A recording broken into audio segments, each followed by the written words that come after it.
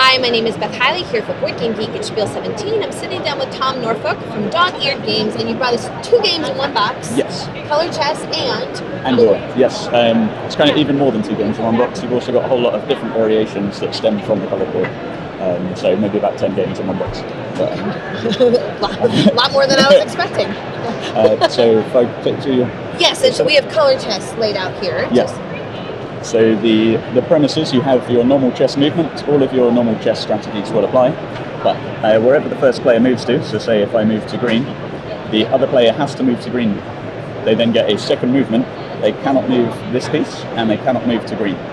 So they might come forward here on blue, which would force me to then move on blue. I then have another move on, say, purple, which forces them. So normal chess logic, but you can disrupt what your opponent is doing. Where pieces are is as important as the colours they occupy. You're slowly taking control over areas of the board and control of colours. And they're still capturing pieces? Capturing pieces is normal.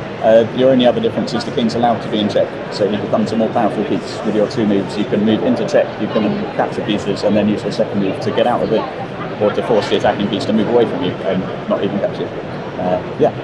So that's the premise of that one. You've got flippable pieces, so instead of, for one of the variations, a swarm variation, instead of moving just one piece to a colour, you'd move everything that can move to that colour.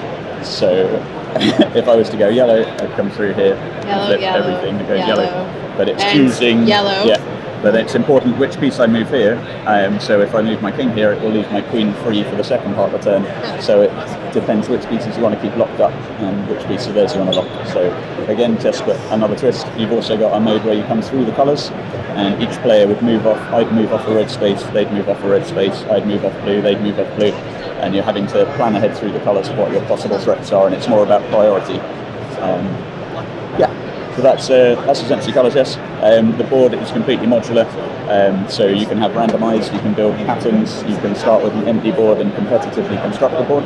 So if I favoured having a variety of colours on the back row and maybe smattering of a run of the same colour up there, you can build that if that's how you want to play, but at the same time react to how they're building their board. Right, so the fact that we've got a little cluster of purple here is unique to this setup. Yes, and you have to adapt to that, knowing that that's what it is. On the back you have brown and white, so you can play regular chess, but you can also play starting with a completely fresh board, and after every move you'd flip one over, and cool. You've got portals, tunnels, walls, extra movements, all sorts. So you're kind of trying to risk, should I open up here and try and wall in their king? Because what I turn over might be an extra movement that gives them power to escape. So it's a bit of luck, but also weighing the odds of what happens. So we just reconstruct that one. So that's the Color Chess. And then nope, and screw down a hole. So we get those out of the way, and then pop these in quickly. Oh, sorry, collision. So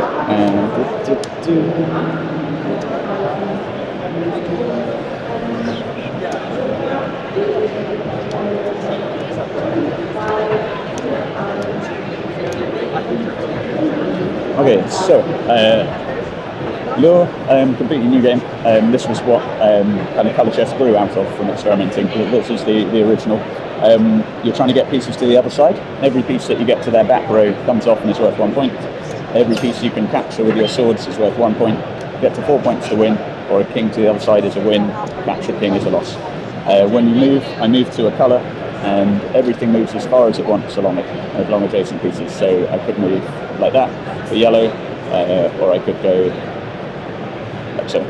So it's that angle. You then copy the colour, going as far as you want along it, and then choose another colour. So maybe green, something like this, which then forces me. So you're trying to separate their forces, draw them apart. Your swords are the only piece that can capture things. Your shields protect anything that is adjacent to them, but they cannot protect the king. So you're trying to keep swords in front, shields protecting, and at the same time try and find a way for him to force his way through. You've got other pieces that you can add in, so you have rams that can shunt pieces, you have spiders that can sit on top of pieces and disable shields or trap other pieces, and you can have these pieces, all of this, in with chess, and vice versa. So you can create a chessboard with invincible bases that work because of the colours. You can draw the pieces away and slowly disable those extra pieces. The board's modular, so you can make it larger to accommodate, or you can make it smaller and have a little more puzzle-like games. Yeah, tons of variation and variety. Yeah. I can see why you have so many different flavors in the box. Yeah. Now, are all these 2-player variants, or there ones that... they're all 2-player variants. You can play 4 players with 2 sets to make a larger one with extra wings to accommodate. But yeah, essentially 2 players is standard. I was going to say, really accessible. Chess is intimidating to a lot of people, whereas this feels a lot more entry-friendly. We've had people who are very basic with chess movement, and we've just gone through the chess initial positionings and then moved on to this, and they've enjoyed just moving things to a colour.